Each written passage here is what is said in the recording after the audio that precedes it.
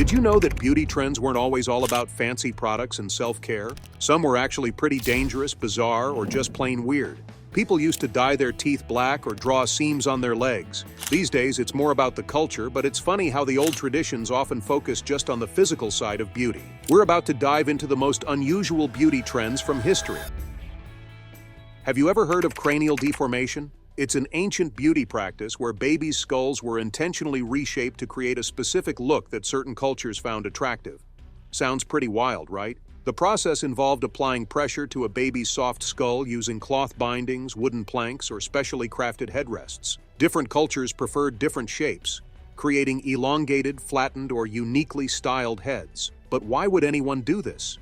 For many cultures, it wasn't just about beauty. It also symbolized social standing and cultural identity. Radium makeup was also one beauty trend that really took things to the extreme.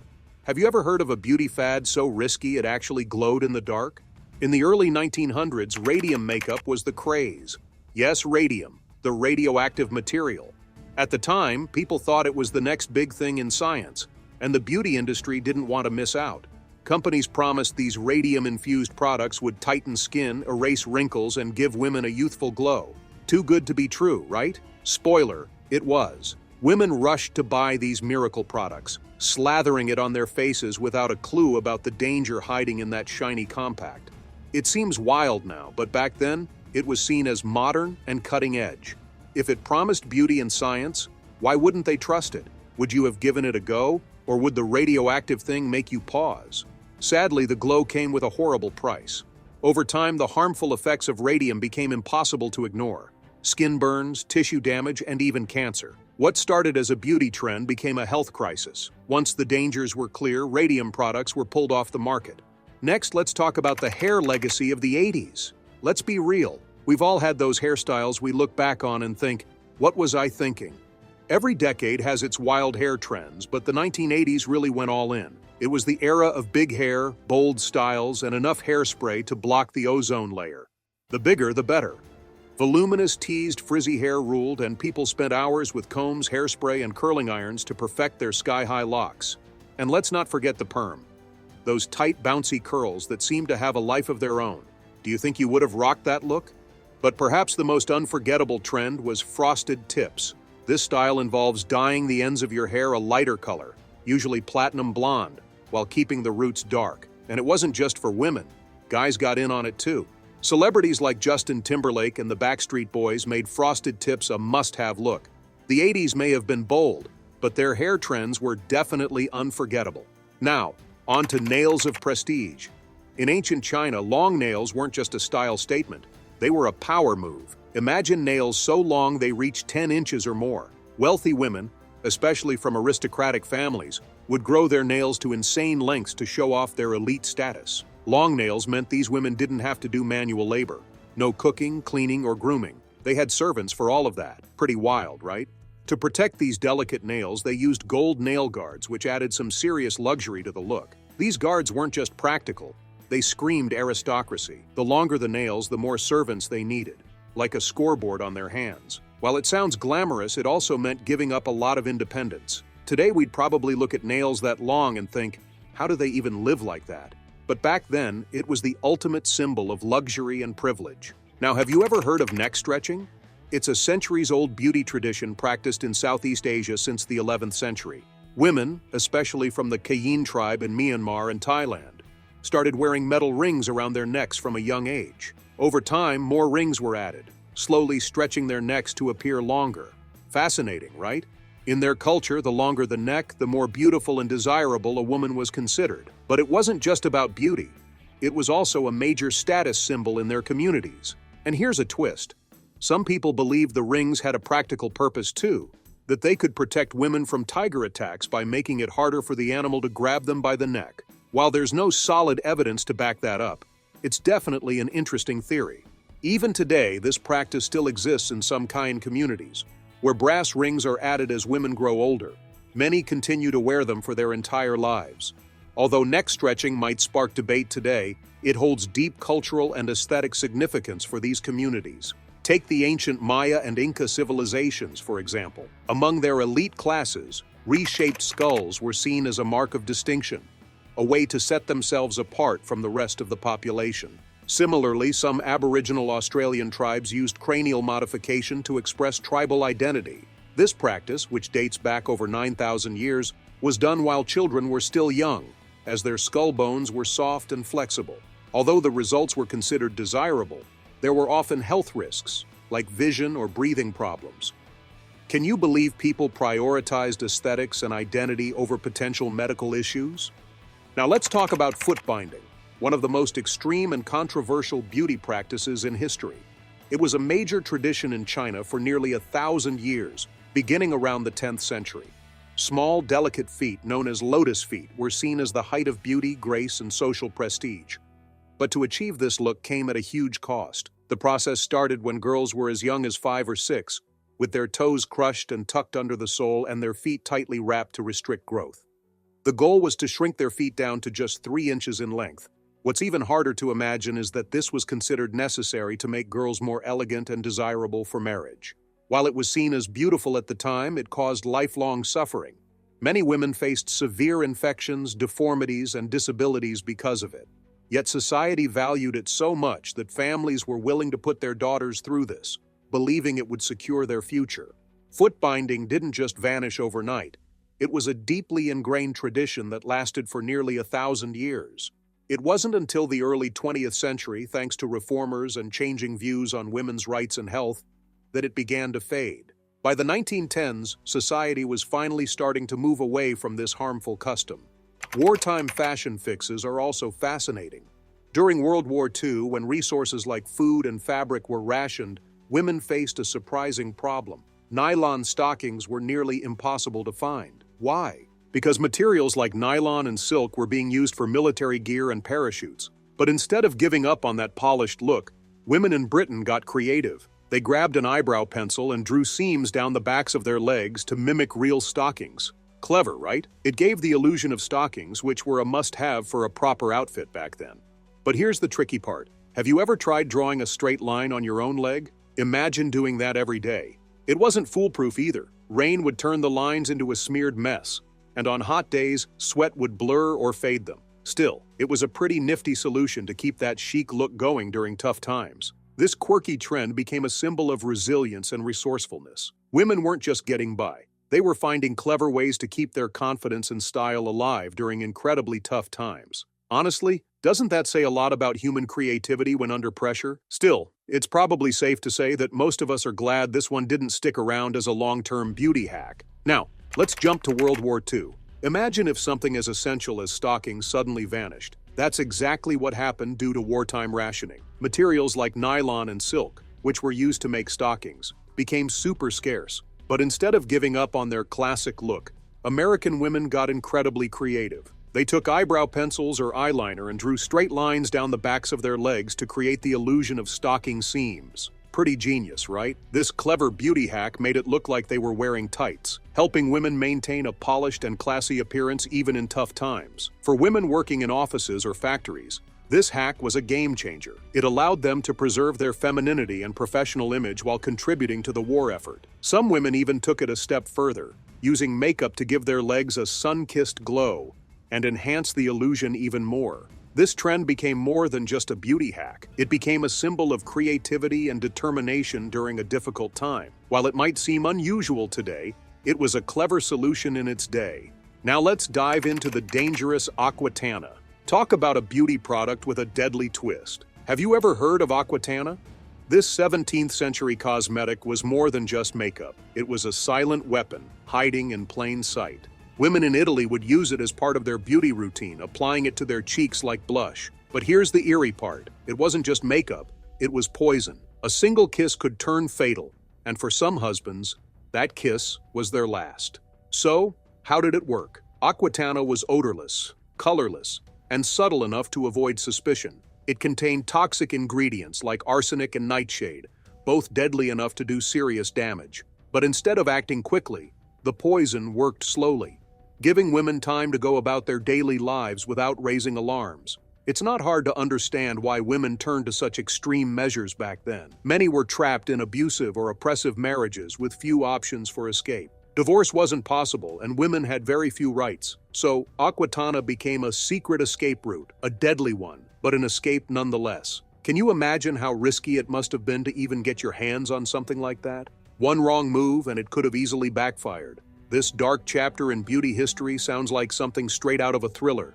but it was very real and caused chaos for years. Eventually, the truth about Aquatana came out, and those involved in making and distributing it faced harsh consequences. Still, the idea of poison being part of a beauty routine feels so unsettling, doesn't it? Back then, it was a smart and resourceful way to cope with shortages. Now let's talk about the Victorian piercing trends.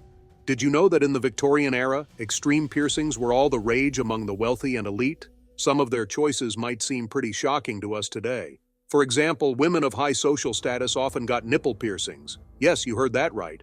And some even connected them with delicate chains.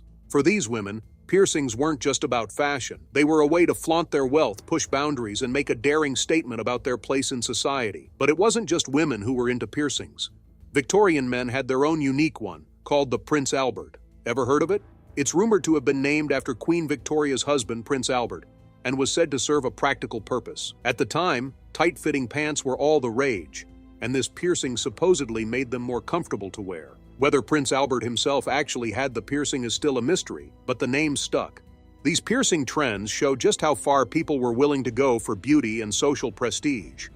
What might seem unusual or even extreme to us today was a daring and stylish way to make a statement back then. Next up, the highbrow trend. Can you believe that during the Renaissance, women actually obsessed over having high curved foreheads? Back then, a large curved forehead was all the rage. It wasn't just about looks. It was also seen as a sign of intelligence and sophistication. Women were expected to embody this ideal and went to some pretty extreme lengths to achieve it. Yep, you read that right. Women would literally remove hair from the front of their heads to make their foreheads look bigger and more prominent. The idea of pale skin as a beauty ideal took over, and bloodletting became a bizarre way to achieve that desired look. Women believed that removing blood would make their skin appear lighter and more refined. It's hard to imagine going through all that just for a cosmetic effect, right? The practice was meant to balance the body's humors, but over time, it turned into a beauty trend, with women willing to endure this uncomfortable and risky treatment to keep up with the ideal. It's wild to think how beauty trends could be linked to health practices back then. Now, Victorian curves were a whole other story. In the 19th century, women worked hard to shape their bodies into that perfect hourglass figure. Corsets were all the rage, and they were so tight that some women managed to shrink their waist down to just 16 to 18 inches. Can you imagine how restrictive that must have been? While corsets created a dramatic silhouette, accentuating the bust and hips while making the waist look impossibly small, the cost of beauty was pretty steep. Tight lacing caused health issues like difficulty breathing, crushed ribs, and organ displacement. Sometimes women would pass out just because the corsets made it so hard to breathe. But despite all the risks, corsets were seen as the ultimate symbol of grace and refinement. Many women wore them daily for years, enduring the discomfort to fit into society's idea of the ideal body shape. Thankfully, fashion has evolved. Modern shapewear offers the same hourglass effect but with breathable fabrics and flexible designs that don't harm your health, allowing us to enjoy flattering silhouettes without sacrificing comfort or well-being. Let's take a look at Renaissance beauty. The higher the forehead, the more elegant and desirable they were thought to be, especially in places like Renaissance Italy. This wasn't just about looks. It was a way to show refinement and aristocratic elegance. Some women took it even further by plucking hair from their temples and eyebrows to create that smooth, elongated look. What do you think? Would you ever go that far to follow a trend? Artists of the time loved this look too. If you check out Renaissance portraits, you'll notice women with those high, rounded foreheads as they were seen as the ultimate standard of beauty. It's crazy to think how much effort went into achieving that noble, sophisticated appearance. It's hard to believe. But back in ancient times, people would go to some pretty bizarre lengths to achieve beauty ideals. Take bloodletting, for example. The idea was that losing a bit of blood would give you a pale, almost ethereal glow, making you look youthful and elegant. But here's the catch. Bloodletting wasn't safe at all. Excessive blood loss could lead to serious health issues or worse, death. It's unbelievable that people were willing to take such risks just to meet society's beauty standards. Thankfully, we've moved past trends like this, and now we celebrate a wide range of skin tones without the need for extreme and dangerous methods to alter our appearance. Then there's the ancient hair care routine of the Inca civilization. It sounds pretty strange, but they used fermented urine as a hair treatment. Yep, you read that right. The Inca believed it helped promote hair growth and keep the scalp healthy. They'd collect urine, let it ferment for about a week, and then apply it to their hair. It might sound gross, but the Inca were firm believers in the healing power of natural ingredients. And since urine contains nutrients, they thought it was the perfect solution. It's amazing how committed they were to these rituals, considering they were passed down through generations. And don't even get me started on ancient Egyptian dental care. Instead of minty toothpaste, they used crushed mice. They'd mix the crushed mice with ingredients like ash and myrrh to create a paste for cleaning their teeth. Pretty wild, right? But despite how strange it sounds, the Egyptians were among the first people to take oral hygiene seriously. So we can't help but appreciate their dedication, even if their methods were a bit questionable by modern standards. The Romans and Greeks also had some bizarre skincare practices, and one of the weirdest was using crocodile dung for anti-aging and skin rejuvenation. They believed it helped maintain youthful, radiant skin. They'd add it to their baths or use it as a face mask. While it's tough to imagine anyone thinking of that as a viable skincare solution, it was likely passed down through trial and error rather than scientific research. Would you ever trust ancient wisdom enough to try it out? Imagine living in a time where people believed using urine for cleaning teeth was the norm. The Romans actually used urine, imported specifically from Portugal, for oral hygiene. They believed the ammonia in it had powerful whitening and stain-removing properties. While that might sound absolutely wild today in a strange way, they were onto something with the ammonia's stain-fighting effects, even if it's hard to imagine swishing it around in your mouth. It's pretty crazy to think about how many unconventional beauty and health remedies were used back then. It's wild to think about how beauty trends in the past were rooted in real, everyday practices that were part of people's lives, like the Roman urine mouthwash. Imagine being part of a culture where that was just a regular part of your grooming routine, right alongside baths and elaborate hairstyles. It must have seemed normal to them, even if it sounds downright bizarre to us now. I wonder what those conversations were like back then. Who was the first person to think, hey, this might just work? It's a far cry from the simplicity of grabbing a tube of toothpaste from the shelf today. And speaking of dangerous beauty trends, the tapeworm diet takes the cake for being both gross and terrifying. People would actually swallow live tapeworms, hoping they'd help with weight loss by eating the extra calories. But instead, these parasites could grow to insane lengths, causing everything from malnutrition to organ failure. And it wasn't easy to get rid of them either. It's a horrifying thought to imagine something alive inside your body, especially when you've actively signed up for it. The pursuit of beauty certainly led some down extreme and dangerous paths. And speaking of strange beauty trends, let's talk about Oaguro in Japan. For centuries, blackened teeth were a sign of beauty, social status, and even maturity. Women dyed their teeth black as part of cultural rituals, or to mark milestones like weddings. The dye, made from dissolving iron filings in vinegar, wasn't just for aesthetic purposes. It also helped preserve the teeth, acting as a barrier against decay. It's fascinating how a trend that may seem shocking today once carried such cultural significance. But by the late 19th century, as Western beauty standards started influencing Japan, Oaguro eventually fell out of favor. Then there's the arsenic cookie craze. Yes, cookies filled with poison. In the early 1900s, women were sold cookies that promised flawless skin by clearing blemishes and giving a youthful glow. They had a secret ingredient, though: arsenic. People were unknowingly poisoning themselves, as the cookies were marketed as a miracle beauty product. The toxic effects of arsenic didn't take long to catch up, leading to the end of this dangerous trend. But it's crazy to think that people would risk their health for something as superficial as perfect skin. From urine mouthwash to poisoned cookies, these strange beauty practices really show how far people were willing to go in the pursuit of beauty. Would you ever try any of these out, even if someone swore they worked miracles? Or are they a little too extreme for your taste? Then there's the tiny teeth trend from the Renaissance. Can you believe that small, refined teeth were considered a symbol of beauty and high status back then? To achieve this, people would actually file down their teeth using basic tools with no anesthesia. The pain was seen as a worthy sacrifice for beauty. But today we focus on straight, white teeth through braces, veneers, and cosmetic procedures. It's fascinating how beauty standards have shifted over the centuries, but it also makes you wonder, what will future generations think of our own beauty obsessions? Which one of these bizarre trends do you think takes the crown for the weirdest?